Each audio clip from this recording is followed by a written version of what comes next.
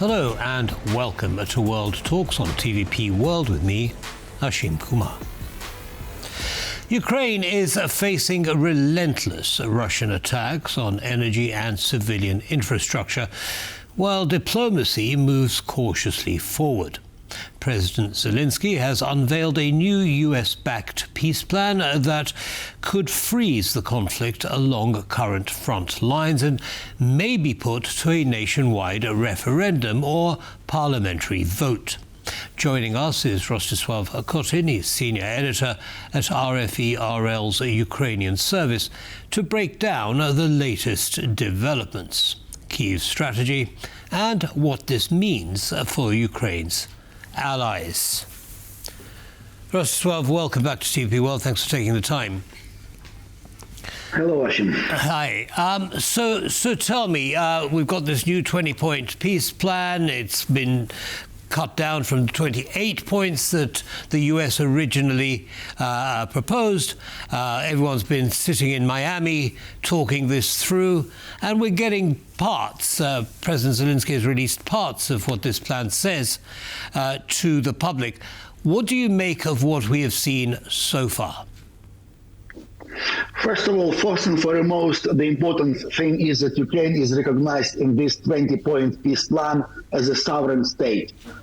Secondly, there will be a pact of kind of non-aggression between Ukraine and Russia. Ukraine and its Western allies are doing all the best at most to make sure that Russia will not invade Ukraine again in the future. Also, if Russia will invade, all sanctions will be back in place. Military supplies to Ukraine, support, diplomatic support for Ukraine, military support. If Ukraine, just in case, in theory, will attack Russia, all security guarantees for Ukraine will be no longer there. Also, there will be security guarantees of kind of NATO style, Article 5 NATO treaty style kind of attack against Ukraine is attack against all guarantors of Ukraine's security. Important thing is that Ukraine removed from this 20-point plan the thing about non-NATO membership, because in initial 28-point plan there was a thing that Ukraine will never join NATO. It's no longer there. Ukraine as a sovereign state has a right if NATO agrees in the future. Also, the important thing is that EU membership is part of security guarantees. It's kind of widely recognized that EU membership for Ukraine will be there, will be in the future. I don't know when. We don't know then. Zelensky doesn't know when exactly Ukraine will be EU member. But the idea is that within the next few years, but not year or two, as some optimists would suggest. Probably by the end of the mandate of the current EU Commission. Also, Ukrainian army will be 800,000 soldiers, which is a good number. Currently, 1 million soldiers are fighting against Russian aggression. 800,000 soldiers for peaceful time is a good size for Ukrainian army. All right, so you list a number of issues which on the face of them sound quite positive for Ukraine, but the devil is in the detail. For example, sovereign state, security guarantees, we've seen that Russia has not respected Ukraine's sovereignty, despite the Minsk Budapest memorandum. What makes President Zelensky more certain that Russia will respect that sovereignty in the future? Also, you talk about the sanctions on Russia. Well, they haven't stopped Russia either. So, it doesn't sound as though there's much security for Ukraine from this. Russia will take written commitment not to attack Ukraine again, and also apparently will take a commitment not to attack Europe at all. So there will be kind of written commitments from Russian side, especially for Americans, given to Americans. So Russia will be forced to take a serious commitment not to invade Ukraine for the third time in more than 10 years. Just to remind our viewers that the war in Donbas started in 2014, and Crimea was annexed by Russia in 2014. In 2022, Russia invaded openly in unprovoked aggression, but war has been going on in Ukraine for more than a decade. Also, the main sticking point now is there are still kind of disagreements within two main points. First of all, Russia will commit to withdraw troops from four partly occupied Ukrainian regions: Kharkiv, Dnipropetrovsk, Sumy, and Mykolaiv. But the rest of the current line of contact in Donetsk and Luhansk region, in Zaporizhzhia and Kherson will be frozen. But still, we don't know whether Russia is insisting on full Ukrainian withdrawal from the Donetsk region. Apparently, yes, but it's against Ukrainian constitution. And also another sticking point is Zaporizhzhia nuclear power plant, Europe's largest, with 6 reactors, which is under Russian occupation from the first weeks of Russian invasion. There are two visions. Ukrainians want it to be a kind of split 50-50 between Americans and Ukrainians. And apparently Russia is insisting on Ukrainian-Russian control, probably with American management. America is also leaning towards this module. We'll see, but the main sticking points still are Donetsk region and Zaporizhzhia nuclear power plant. Understood. Thank you for that. Now let's talk about the region, the Donetsk region. There's talk of making that an economic zone. What does that mean? I mean, who controls it? It's interesting to know, actually. Probably the American side sees themselves in charge of this free economic, kind of American-led free economic zone. We don't know, but it will be part of probably post-war reconstruction of Ukraine, which Zelensky estimates at a total value of $800 billion. And he thinks that Ukraine lost because of war $800 billion. So we'll see. The Americans want to move in the Donbas. It's a Ukrainian industrial heartland before the war. It's kind of it has a big potential, economic, industrial potential, rare earth materials. There are also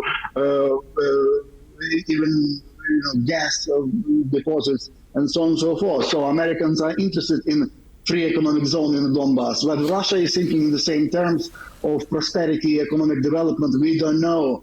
For Putin is kind of narrowly focused on Donbas region as kind of seen historically as a Russian region, which is nonsense, of course. It's Ukrainian region. But Understood. Putin is some kind of, he's very much focused on Donbas. Understood. Now, Rostyslav, in the last few minutes that we have left, what happens next? The Russian delegation has already indicated that the plan is unlikely to be acceptable to Putin and his cronies in the Kremlin. The American side seems to be almost behind it. Does it really have a chance of being implemented? I mean, if Americans are behind it, it's a good thing. Because for Russia, it's okay when Ukrainians and Europeans agree with it. It's not enough. But when there is a trilateral agreement, trilateral consensus between Ukraine, the Europeans, and Americans, that's put additional pressure, additional weight to this document. We'll see. The next stage probably will be kind of this agreement, peace agreement, followed by election in Ukraine.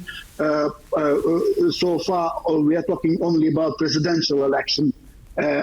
Probably in the future, after peace treaty, will be later followed by parliamentary and local election. But at this stage, we are talking about presidential election and possibly at the same time referendum after Parliament will adjust the martial law to allow to hold presidential election in Ukraine. Right. So sorry, I'm going to have to interrupt you because I do want to move on, but I just want to point out something. I mean, holding a referendum and an election, even if it's only a presidential election, in times of war is not going to be an easy thing to accomplish.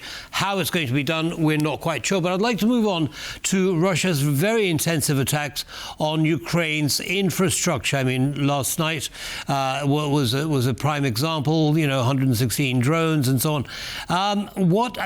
Does that suggest to you that Russia is interested in some kind of peace deal, or certainly a frozen conflict, a ceasefire deal?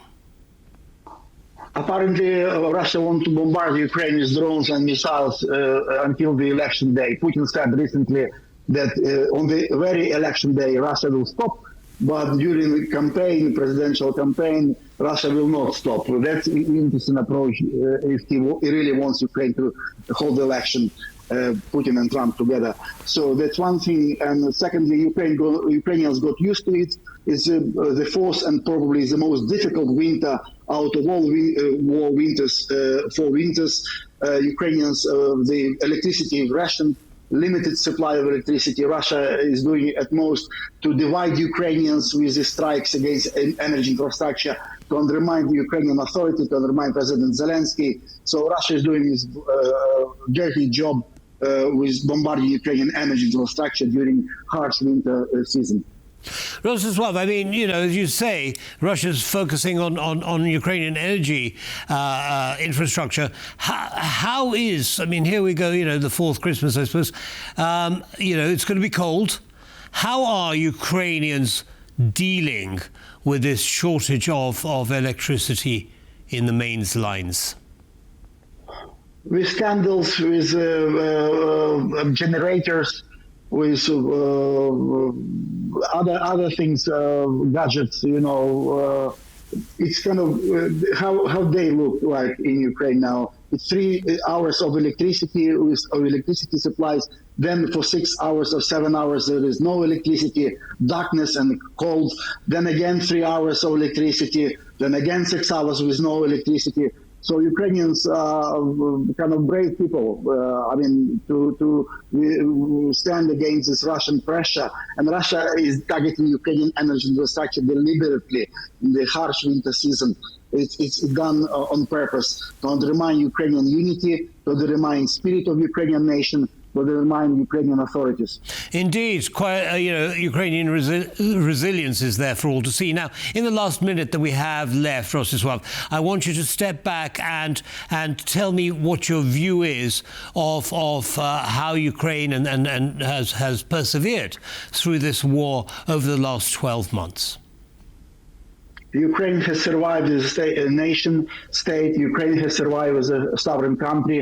Ukraine is holding the world's second most powerful army for 3 years. Even Russian propagandists asking Putin, Stalin was in 4 years of Second World War II was in Berlin already, and we are not close to Kyiv. So Ukraine has survived, but unfortunately, despite election of President Trump as U.S. leader, 2025 didn't become a year of peace. There is a hope that 2026 will be a year of peace. Indeed, there are many who would agree with that. Rostyslav Khotin, thank you so much for sharing your analysis with our audience. Have a Merry Christmas and a very happy and peaceful New Year. Thank you, Ashim. Thank you. Bye. And that brings us to the end of this episode of World Talks. Don't go away, though. As always, lots more coming up. Goodbye.